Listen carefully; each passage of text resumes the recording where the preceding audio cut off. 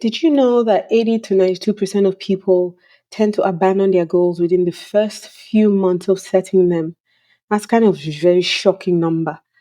Now, what if the key to succeeding isn't about just finding ways to make better resolutions, but it's actually just starting with what you already have instead of trying to make sure that you have a perfect plan?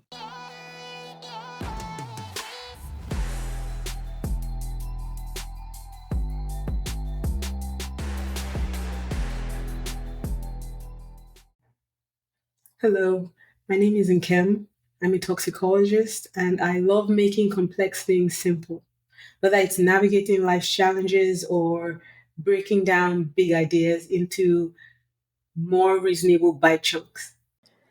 I think now that 2024 is coming to close, I've been really thinking about, how most of us struggle to stick with our plans, or if there's anyone out there who has ever felt like, your resolutions were doomed to fail. You just look at it as this huge mountain.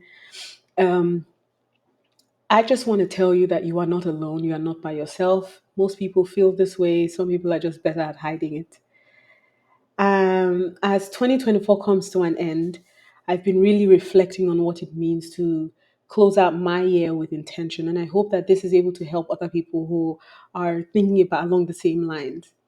For me, and I'm sure that for a lot of people, a lot of you out there, 2024 has been a year of tremendous growth, tremendous challenges, fears, and even resistance. But there's always a silver lining. I like to see things that there's always a silver lining, and sometimes there's something to be thankful for. We might not see it right off the bat.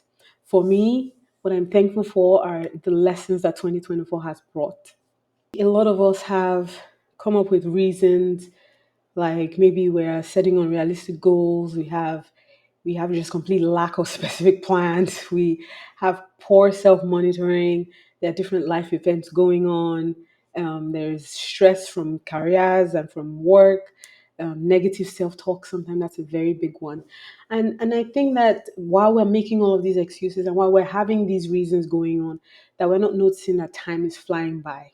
Me, as I look back, I think how much time I wasted this 2024, and I've wasted a significant amount just by waiting for whatever, waiting for the right moment, waiting for the right tools, the perfect tools, waiting for my confidence to kick back in.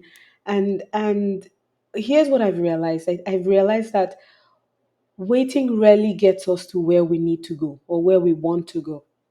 I think this year has taught me that progress doesn't always have to be perfect. I've had a lot of gratitude, and I think that I have a lot of gratitude, and I think that gratitude is a powerful starting point. Even when things don't look like the way we imagine, the way we hope them to look, we hope for them to look like. My question to you right now is, what are you grateful for? Let's start that. Let's start there. As 2024 closes off, what exactly are you grateful for? And even the small wins count. Excuse me.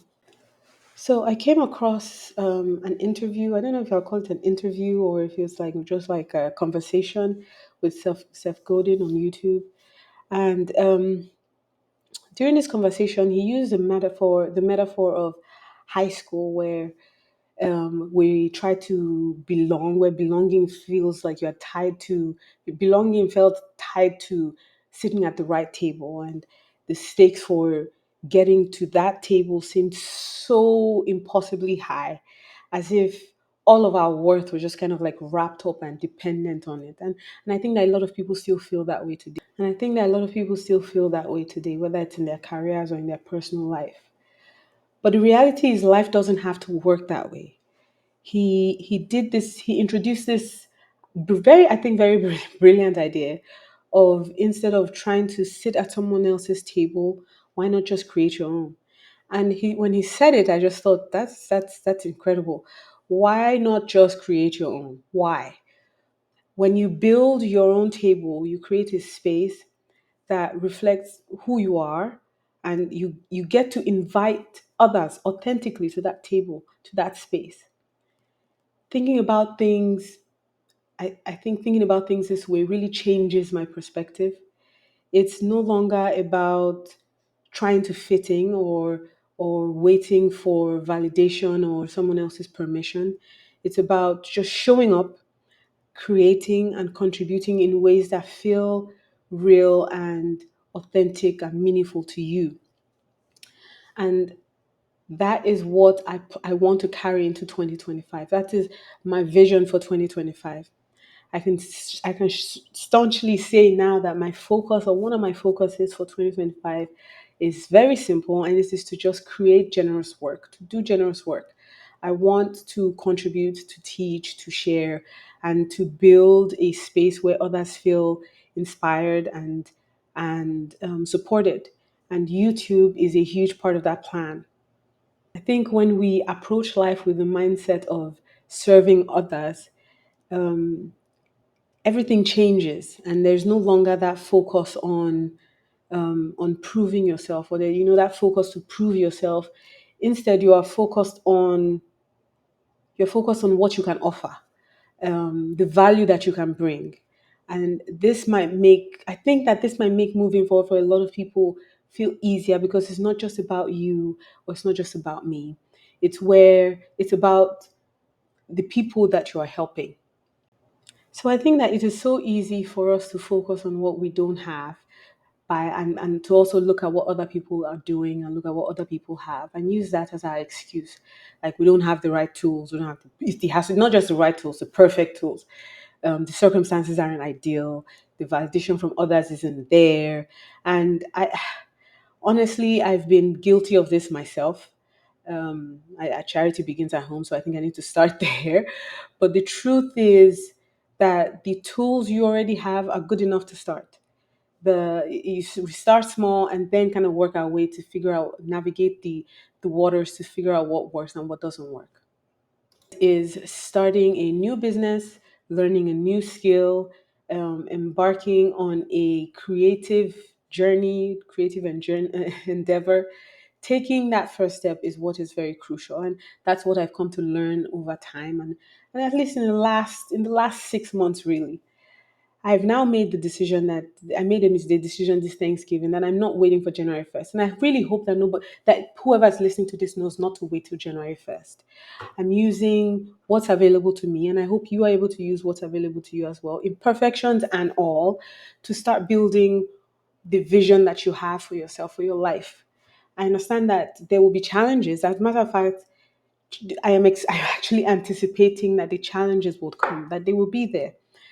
But challenges don't always mean that you're failing. Challenges might mean that, that you're growing in some way, maybe that you need to pivot a little bit. And I hate to sound cliche, but progress isn't always about perfection. It's more about, improvement, small improvement, and just forward movement. The beauty of building your own table is that it lets you lead with authenticity. You don't have to fit into someone else's vision. You are going to create something that reflects your own values, or at least you get to create something that reflects your own values and your own unique perspective. And I really hope that this encourages somebody. So here's my question for you: what is your table? What's the small step that you can actually take today to start building it? You don't need to have all the answers right off the bat, or you don't even need the perfect setup. I just think that the act of starting is enough, at least for now. First steps. Let's just put one foot in front of the other.